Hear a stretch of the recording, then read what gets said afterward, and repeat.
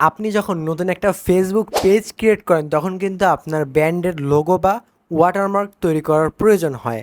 আর আজকের এই ভিডিওটি যদি আপনি না টেনে শেষ অবধি দেখেন তাহলে আপনি এই ধরনের প্রিমিয়াম লোগো বা ওয়াটারমার্ক আপনি ইজিলি কিন্তু এই ধরনের লোগো বা ওয়াটারমার্ক তৈরি করতে পারবেন খুব সহজে। এক ক্লিকে এই ধরনের লোগো তৈরি করতে পারবেন আপনার ব্র্যান্ডের নাম দিয়ে, আপনার ফেসবুক পেজের যে নাম সেই নাম দিয়ে আপনি এই ধরনের লোগো তৈরি করতে পারবেন।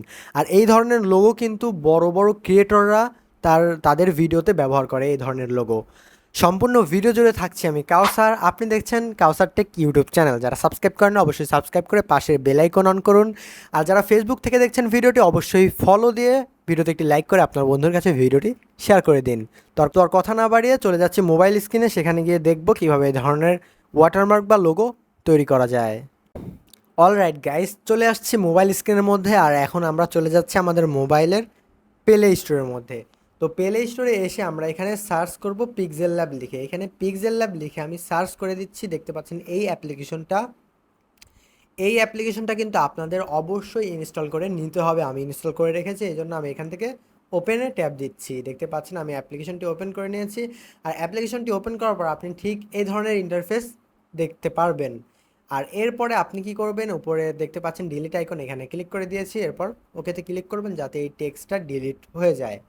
এইখানে আপনাদের কি করতে হবে, এইখানে ক্লিক করতে হবে এবং এর কালারের উপরে ক্লিক করতে হবে। এরপর কালার, এইখান থেকে এটাকে আপনি ব্ল্যাক কালার রাখতে পারেন, ব্ল্যাক কালার রাখাটাই বেটার।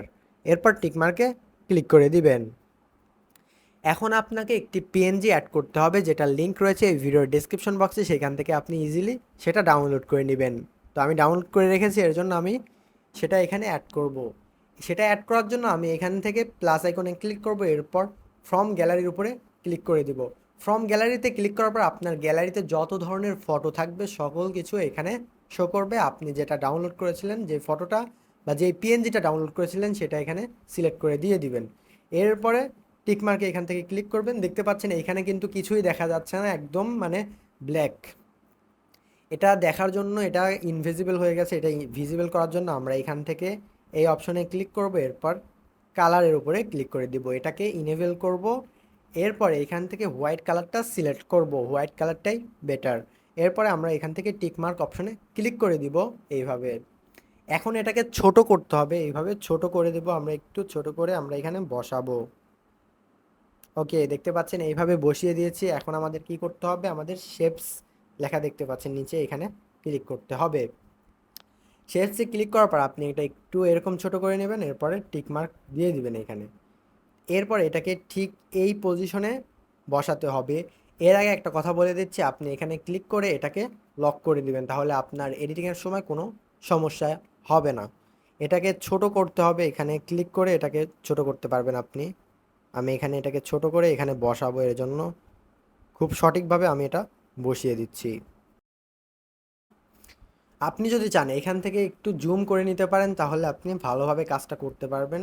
ওকে, দেখতে পাচ্ছেন আমি কিন্তু এই শেপটা খুব সুন্দরভাবে বসিয়ে দিয়েছি। এরপর এটাকে আমাদের ছোট করে দিতে হবে। দেখতে পাচ্ছেন খুব সুন্দরভাবে কিন্তু শেপটা বসে গিয়েছে। এখন আমাদের কি করতে হবে, আমাদেরকে আরেকটি শেপ নিতে হবে। এর জন্য আবার এখানে ক্লিক করে আমি একটি শেপ নিয়ে দিচ্ছি।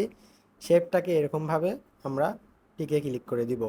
এটাকে একটু রুটেট করতে হবে, রুটেট করে এখানে বসিয়ে দিতে হবে। এর জন্য আমরা কিন্তু একটু জুমে ক্লিক করছি, জুম করে নিচ্ছি, তাহলে একটু ভালো দেখতে দেখা যাবে, আমরা কাজটা ভালোভাবে করতে পারবো। ওকে, দেখতে পাচ্ছেন আমরা কিন্তু এই শেপটাও অ্যাড করে দিয়েছি খুব সুন্দরভাবে। আপনারা যখন কাজটি করবেন তখন একটু ধীরে সুস্থে করবেন। দেখতে পাচ্ছেন আমার এটা চিকন হয়েছে, এটা মোটা হয়েছে, আপনারা অবশ্যই এটা খেয়াল রাখবেন। এরপরে আপনাকে কি করতে হবে, এখানে টেক্সট অ্যাড করতে হবে। টেক্সট অ্যাড করার জন্য আপনি উপরে প্লাস আইকনে ক্লিক করবেন। এইখান থেকে টেক্সটের উপরে আপনাকে ক্লিক করতে হবে। দেখতে পাচ্ছেন নিউ টেক্সট একটা চলে এসছে, একটা লেয়ার চলে আসছে। এই লেয়ারের উপরে আমরা দুইবার ক্লিক করব। দেখতে পাচ্ছেন এখন এখানে আমরা লিখতে পারবো আপনার ফেসবুক পেজের যে নামটা, সেটা এখানে বসিয়ে দিবেন। বা আপনি যে লোগোটা বা যে ব্র্যান্ডের নামে এটা করতে চাচ্ছেন সেই ব্র্যান্ডের নামটা এখানে বসিয়ে দিবেন। আমি এখানে লিখে দিচ্ছি কাউসার টেক, কাউসার টেক। এটা লেখার পর আমি এখান থেকে ওকেতে ক্লিক করে দিচ্ছি। এরপরে আপনি কি করবেন, এই এ লেখার উপরে ক্লিক করে দিবেন। এখান থেকে আপনি ফন্টে চলে আসবেন। এইখান থেকে এবি নিচে ফন্ট লেখা রয়েছে, এখানে আপনাকে ক্লিক করতে হবে। এইখানে অনেক ফন্ট পেয়ে যাবেন, আপনার যেটা ভালো লাগে আপনি সেটা ইউজ করতে পারেন। এইখান থেকে আপনি কাস্টম ফন্টও ইউজ করতে পারেন এখানে মাই ফন্ট থেকে। ওকে, আমি এখান থেকে ফন্ট থেকে এই যে কোনো একটি ফন্ট এখান থেকে সিলেক্ট করে দিব। ওকে, এই ফন্টটাও দেওয়া যায়। ওকে, ধরুন আমি এই ফন্টটা ওইখানে রাখবো, এর জন্য আমরা এখান থেকে ওকেতে ক্লিক করছি, এই ফন্টটাই রাখবো। এই ফন্টটা আমার কাছে অনেকটা ভালো লেগেছে। এই ফন্টটা আমরা এখান থেকে লেখাটাকে ধরে এখানে প্লেসমেন্ট করে দিব। এরপরে লাস্টে আমাদেরকে একটি শেপ অ্যাড করতে হবে। এর জন্য আমরা এই মাঝখানের অপশানে ক্লিক করব। এরপর শেপসে এইখান থেকে একটু এইরকমভাবে আমরা টিকমার্ক করে দিব। এরপরে এটাকে আবার ওই পজিশন অনুযায়ী বসাতে হবে, এর জন্য এটাকে ধরে আনতে হবে আমাদেরকে।